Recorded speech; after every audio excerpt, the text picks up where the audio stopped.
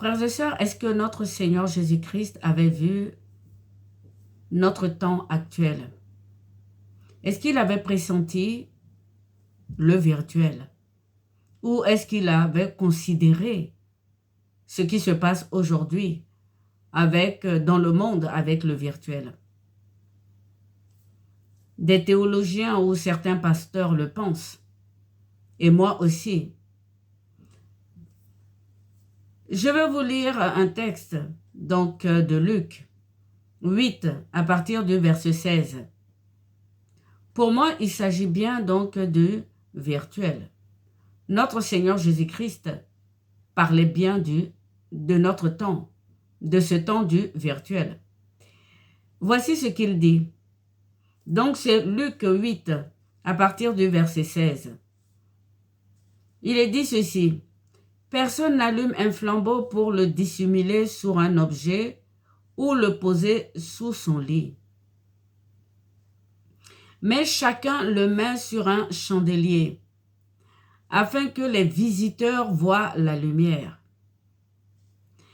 Tout ce qui est caché deviendra visible.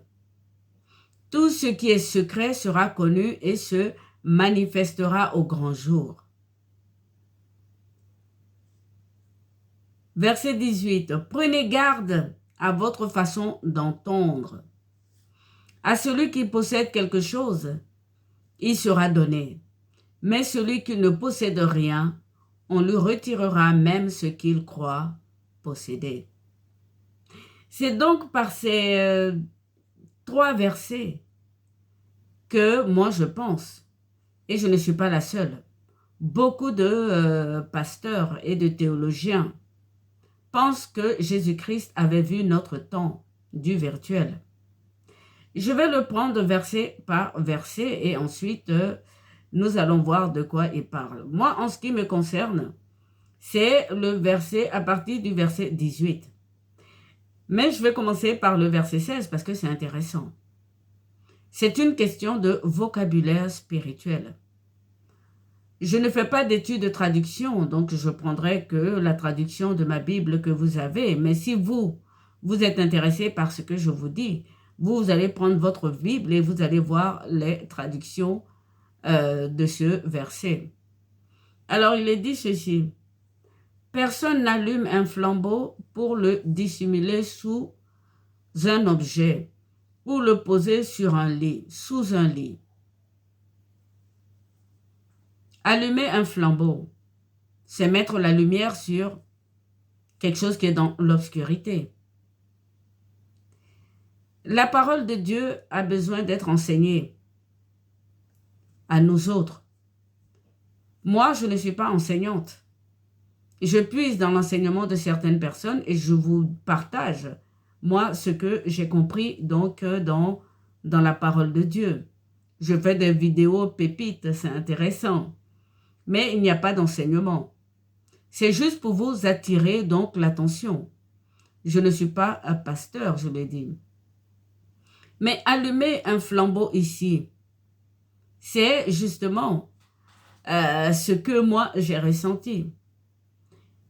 La parole de Dieu est vivante. C'est une épée à double tranchant. Elle nous parle. Et donc si vous avez une révélation reçue de Dieu, dans notre temps aujourd'hui, personne n'a le temps d'écouter Dieu. Très peu lisent la parole de Dieu.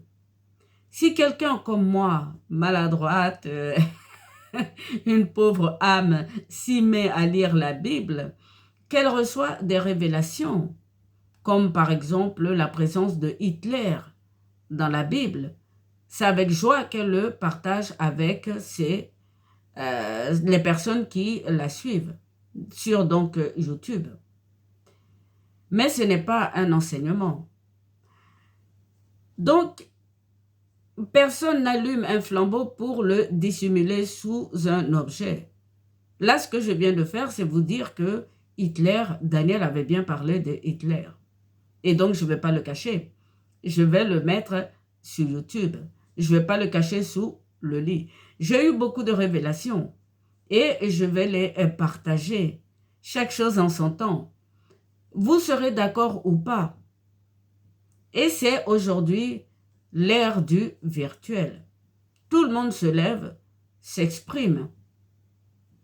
Je continue. Mais chacun le met sur un chandelier afin que les visiteurs voient la lumière. Le chandelier, c'est YouTube. Le chandelier, c'est les images virtuelles. Les visiteurs, c'est vous qui me suivez. Je crois que ça a un nom anglais qu'on dit followers. Je ne sais pas si je prononce bien, je suis désolée. Ça fait de l'anglais ivoirisé ou de l'ivoirien anglicisé. Mais vous êtes des visiteurs selon le Seigneur. Et donc, vous voyez bien que Jésus-Christ connaissait bien ce temps, donc du virtuel. Et je continue. Tout ce qui est caché deviendra visible. Tout ce qui est secret sera connu et se manifestera au grand jour. Il y a trop de choses sur Internet. Trop de choses sur YouTube. D'ailleurs, l'intelligence artificielle s'en empare de tous pour être intelligent, car il n'est rien d'autre qu'une base de données. Tous les secrets sont dévoilés. Vous savez, on parle des sorcelleries aujourd'hui. Et oui, avant on ne parlait pas de la sorcellerie. Mais aujourd'hui on en parle. Et même les affaires intimes. On a dit qu'avec donc la télé, il n'y avait plus d'intimité. Comment est-ce que les annonceurs savent qu'à la pub, les gens vont faire pipi ou font l'amour? Ils ne l'ont pas inventé.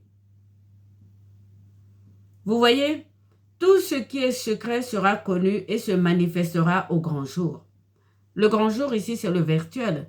Pour qui cherche à regarder. Aujourd'hui, on trouve de tout sur le virtuel, pas seulement le côté spirituel. Et je continue.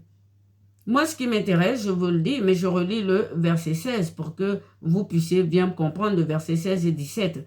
Personne n'allume un flambeau pour le dissimuler sous un objet ou le poser sous un lit. C'est clair, on ne dort pas avec ce que l'on a aujourd'hui, on le partage. On le partage, c'est ce que le Seigneur veut dire, le poser sous un lit. Nous sommes tous endormis, je vous l'ai dit, et l'ivraie qui pousse au milieu de nous. Dans un poste, je vous l'ai dit, que le virtuel, c'est l'ivraie qui pousse au milieu de nous pendant que nous dormions.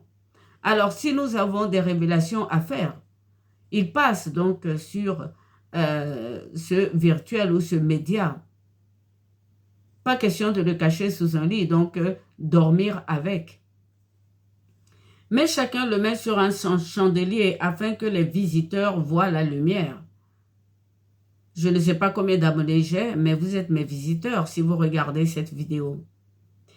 Tout ce qui est caché deviendra visible. Tout ce qui est secret sera connu et se manifestera au grand jour. Là où moi ça m'intéresse, c'est ici, le verset 18. Il est dit ceci, prenez garde à votre façon d'entendre. Vous voyez que le Seigneur, l'image ne l'intéresse pas. C'est la parole. Prenez garde à votre façon d'entendre. Je le disais, on trouve tout sur YouTube, sur Internet. Moi, je vous dis que je vous parle donc des révélations que j'ai reçues donc dans ma lecture de la Bible.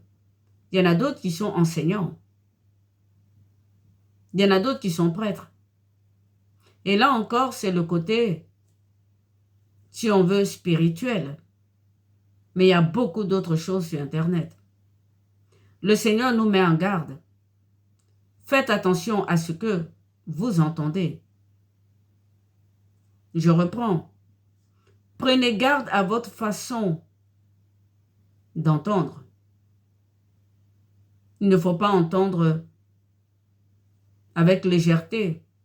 accepter n'importe quoi parce que justement, c'est à l'image. C'est très important. Il ne faut pas entendre avec les yeux, frères et sœurs. Si je n'étais pas maquillée, que j'étais moche,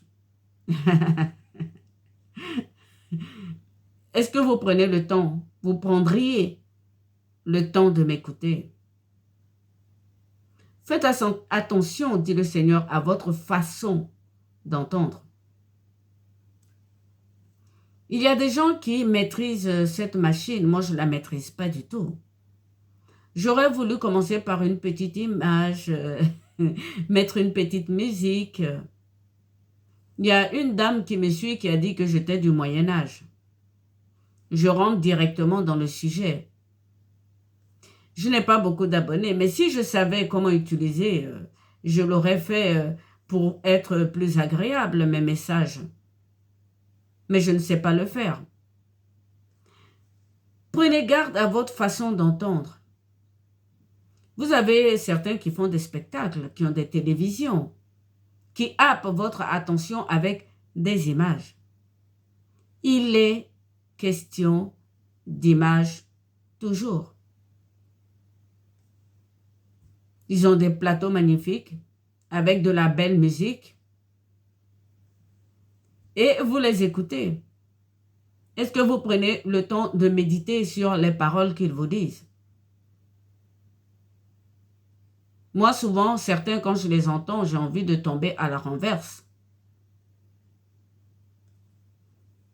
Le Seigneur nous recommande donc de prendre garde à notre façon d'entendre. Il ne faut pas entendre avec les yeux. Il ne faut pas entendre avec les narines non plus.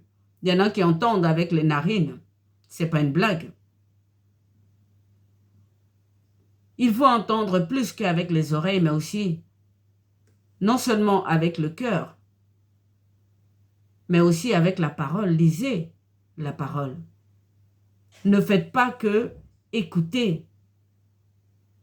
Entendre ici est différent de écouter. Mais je continue. À celui qui possède quelque chose, il sera donné. C'est là l'encouragement à donc l'évangélisation. Lorsque je dis à ceux qui sont dans les problèmes comme moi, qui rencontrent beaucoup de persécutions, beaucoup d'animosité et d'inhumanité, qui ont des vies difficiles, rentrez dans la Bible. Aujourd'hui, vous avez ce portail qui est ouvert, qui est Internet.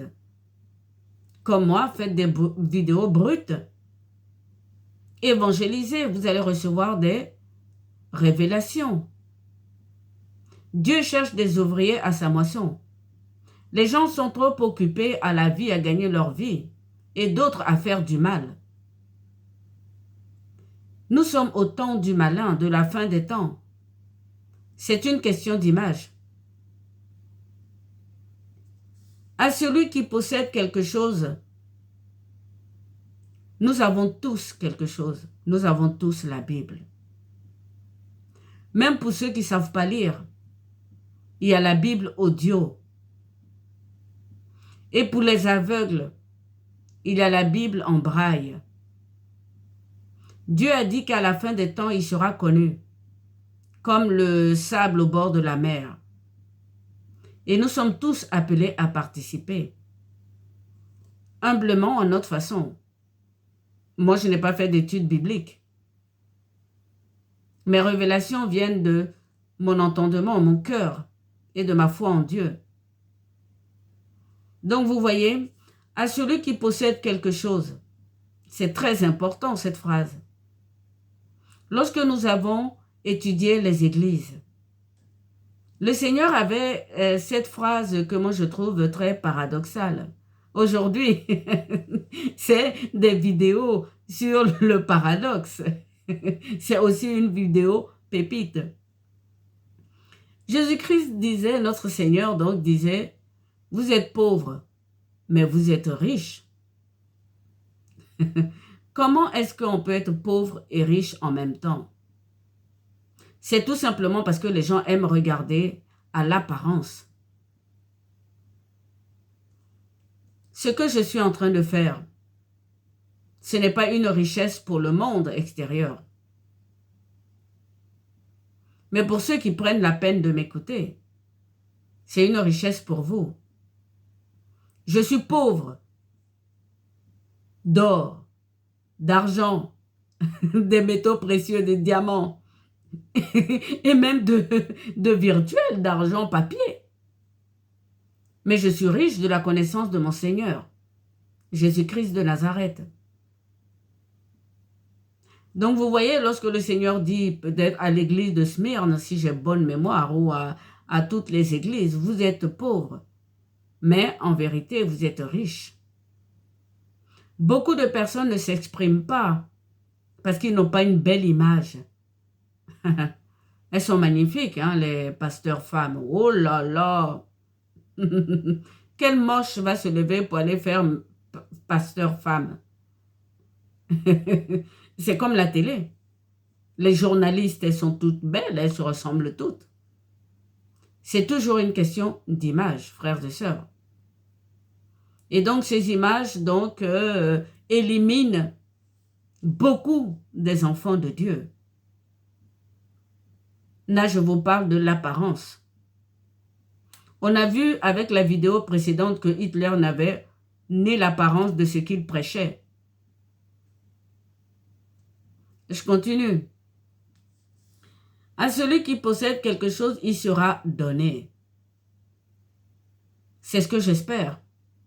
Recevoir du Seigneur, d'où ce travail. Puisque je ne peux recevoir rien d'autre. Ni de personne d'autre. J'espère au Seigneur. Et je reçois par les révélations qu'il m'a faites. Je continue. Mais celui qui ne possède rien, on lui retirera même ce qu'il croit posséder. Il y a beaucoup trop de personnes sur le virtuel. Il y en a qui ont vraiment des dons. Il y en a qui ne font que s'amuser ou faire rigoler. Pour moi, c'est un don. Hein. Je ne fais pas, les humoristes, c'est un travail. Ça nous aide, c'est des relations, mais comme par exemple le crochet.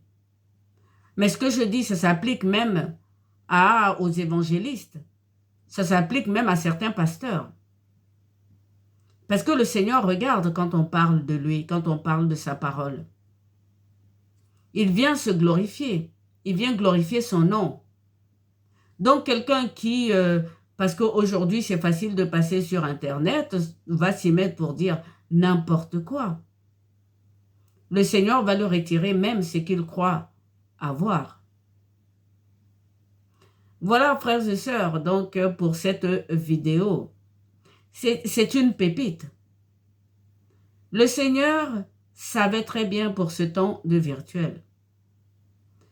Pour ceux qui me suivent, je vous ai dit qu'on est au temps des trompettes. Au temps où il faut chanter la louange à Dieu. Au temps où tout le monde doit se mettre à évangéliser. À évangéliser dans sa vie de tous les jours, à son travail, à son école, à son service, à la présidence. Et à évangéliser également comme les enseignants pour que nous soyons équipés, nous la moisson des saints, pour pouvoir vivre la volonté de Dieu. Nous sommes dans ces temps-là et le Seigneur l'avait vu. Je reprends donc le verset. C'est le chapitre, c'est Luc 8, des versets 16 à 18. Le Seigneur parle bien de notre temps du virtuel. Il l'avait vu. Personne n'allume un flambeau pour le dissimuler sur un objet ou le poser sous un lit. Ça parle bien du réveil. C'est magnifique. Vous savez, je vous invite mais vraiment à lire la Bible. Je continue. Mais chacun le met sur un chandelier. Là, il est sur un chandelier, là. Afin que les visiteurs voient la lumière. La lumière, frères et sœurs, je reprends, c'est la vérité. Et oui, je l'ai dit dans mes précédentes vidéos, il faut avoir un vocabulaire spirituel. Lorsque vous entendez lumière, en tout cas dans la parole de Dieu, saisissez qu'il s'agit donc de la vérité. Et donc, ce qu'on nous dit ici, c'est que chacun le met sur un candélabre afin que les visiteurs voient la vérité. Tout ce qui est caché deviendra visible. Tout ce qui est secret sera connu et se manifestera au grand jour. C'est le jour du virtuel. Prenez garde à votre façon d'entendre. N'entendez donc pas avec les yeux. N'entendez pas avec le nez. N'entendez pas donc avec la monnaie. Ayez un esprit de discernement. C'est ce que le Seigneur veut dire. Vous pouvez discerner vos enseignants, tous les intervenants sur Internet sur la parole de Dieu. À celui qui possède quelque chose, il sera donné. C'est ce que j'espère. Mais celui qui ne possède rien, c'est-à-dire les menteurs, on lui retirera même ce qu'il croit posséder. Voici, frères et sœurs, donc pour ces vidéos pépites sur l'image. Vous voyez qu'il s'agit toujours d'images. Dans la première vidéo, je vous ai dit, ne vous rasez pas entre les yeux parce que c'est interdit, ni pour les morts, ni pour votre vie. Pourquoi se raser entre les yeux? Pour ressembler à une image iconique, je ne sais pas, d'une miss, enfin, je ne sais même pas pourquoi tout le monde doit se ressembler. Dans la deuxième vidéo, je vous ai dit, il faut se regarder dans la Bible.